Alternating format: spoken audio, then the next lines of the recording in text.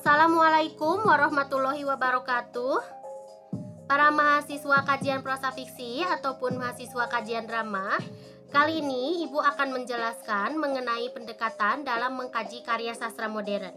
Pendekatan ini merupakan pendekatan dari awal munculnya teori kajian sastra modern hingga 1960 yang kemudian muncul pasca modern.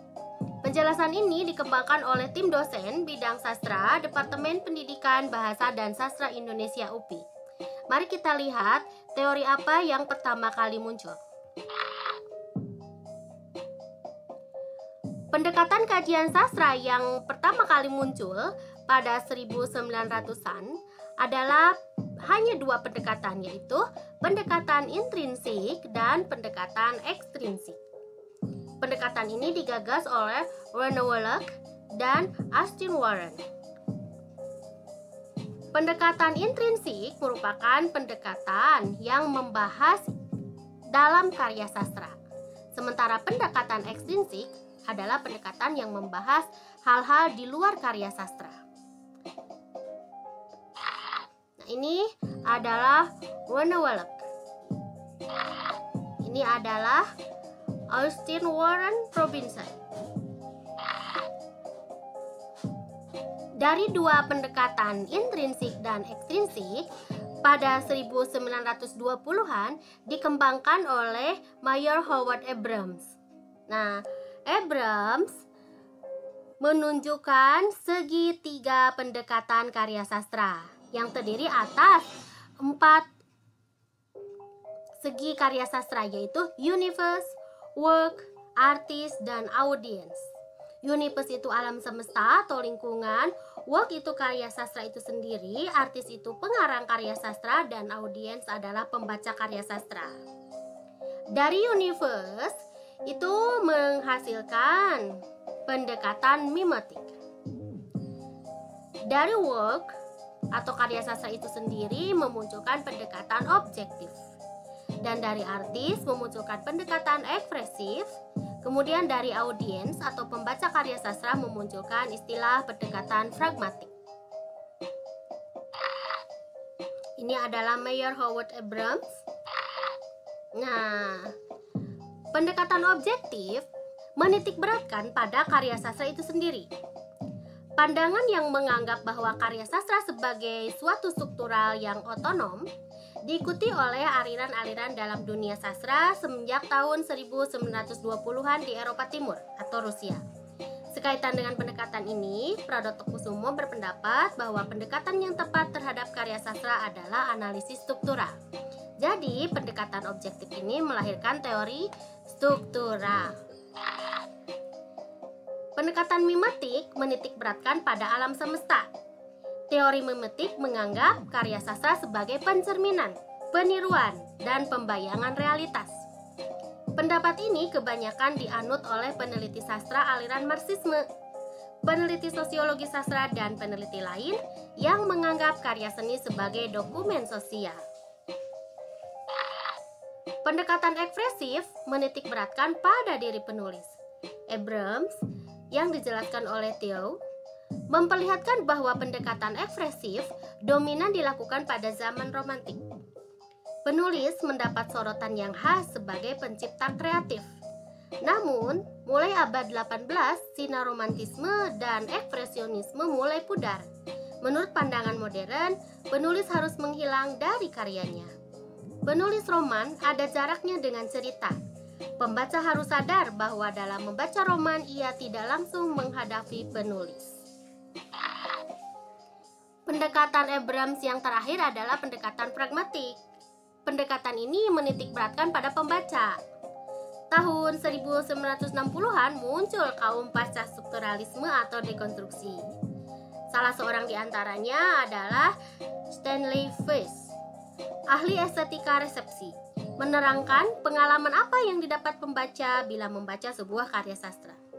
Kaum pasca strukturalisme mengungkapkan bahwa dekonstruksi berarti penelitian mengenai intertekstualitas, mencari bekas-bekas teks lain.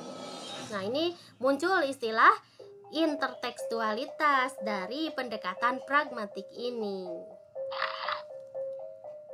Berikutnya setelah Abrams, Donald Kisi. Nah, ini mengembangkan menjadi 5 hal yang dapat dikaji dari karya sastra ya, dari pendekatan autornya, penulis, work itu karya sastra sendiri, audien itu pembaca, realitas itu reality ya, lingkungan, dan tambahannya itu adalah literatur, yaitu hubungan karya sastra dengan karya sastra yang lain. Nah, ini yang dari intertekstual itu. Nah, pendekatan Donald Kisi ini historis atau genetik itu dari penulisnya. Kemudian pendekatan formal. Nah, ini sehingga Anda mengenal aliran formalisme begitu ya. Lalu pendekatan mimetik ini sama istilahnya dengan yang dikemukakan oleh Abrams. Dan ada muncul istilah baru, yaitu respon pembaca dari audiennya. Kalau tadi Abrams itu pragmatik, nah ini respon pembaca. Nah, ini membedakan hubungan karya sastra dengan yang lain itu intertekstual. Jadi dari sini muncul teori intertekstual gitu ya. Nah, ditambah lagi nih dari Roman Jakobson dan Roman Selden. Nah, ini hampir sama istilahnya, ada addresser, itu adalah penulis, ada addresser, itu adalah pembaca atau penerima pesan. Nah, karya sastra ini dikatakan sebagai suatu message atau pesan. Nah, tambahannya itu adalah karya sastra didampingi oleh lingkungan, dipengaruhi oleh lingkungan ya. Namun secara konteks dan secara kontaks. Nah, jadi secara keilmuan ini konteks ya, secara langsung itu kontak. Nah, menghasil juga karya sastra itu memiliki kode bahasa. Nah, ini tambahannya. Nah, Roman Jakobson ini dan Roman Selden ini memunculkan istilah romantik. Kemudian dari karyanya formalis. Nah, dari kontak dan konteks itu memunculkan istilah marxisme.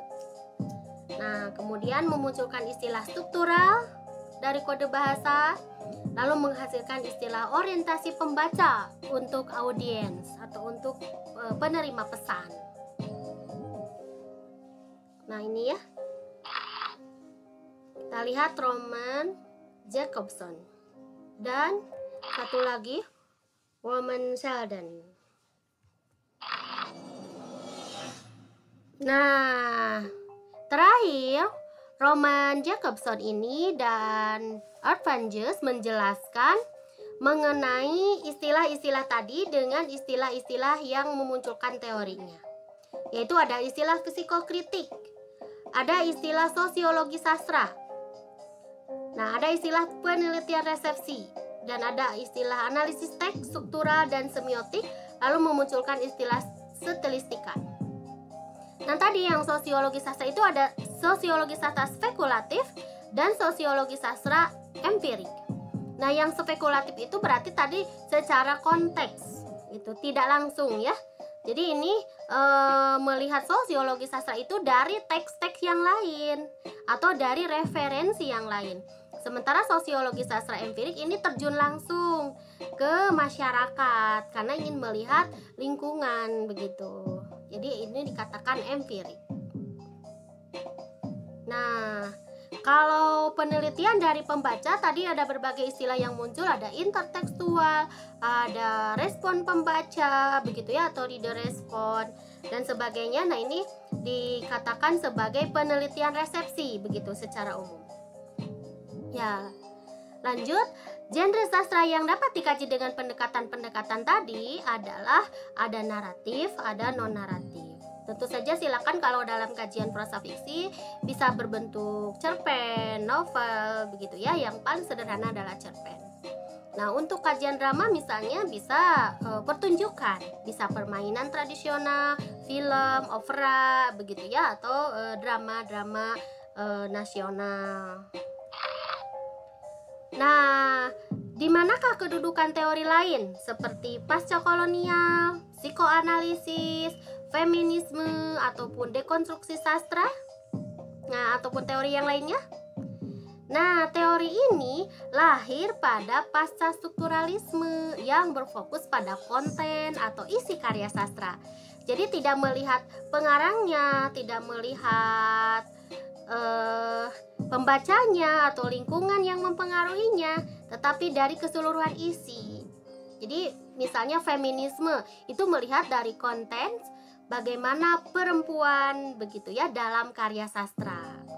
Baik dari berbagai seginya, baik itu dari pengarang perempuannya, bisa dari sosiologi perempuannya gitu ya, sosialis marxis misalnya, bisa juga dari isi karya sastra, jadi tokoh-tokoh perempuannya dalam karya sastra begitu ya secara formal, dan dari sisi lain. Demikian fase kolonial misalnya itu kan melihat konten bagaimana kedudukan kolonial, dampak karya sastra masa kolonial dan sesudah kolonial. Juga psikoanalisis melihat dari konten kejiwaannya. Nah, begitu ya. Ini teori-teori yang lahir pasca struktural atau postmodern. Anda mengenal istilah posmo, begitu ya. Nah, demikian penjelasan mengenai pendekatan kajian sastra. Anda bisa mempelajarinya lagi dan Anda mencoba nanti menerapkannya dalam berbagai kajian sastra. Ini rujukan mengenai pendekatan secara umum ya. Nah, selanjutnya Anda bisa mempraktikannya secara bertahap ya mengenai pendekatan ini, dan nanti ada sesi-sesi penjelasan berikutnya. Terima kasih. Wassalamualaikum warahmatullahi wabarakatuh.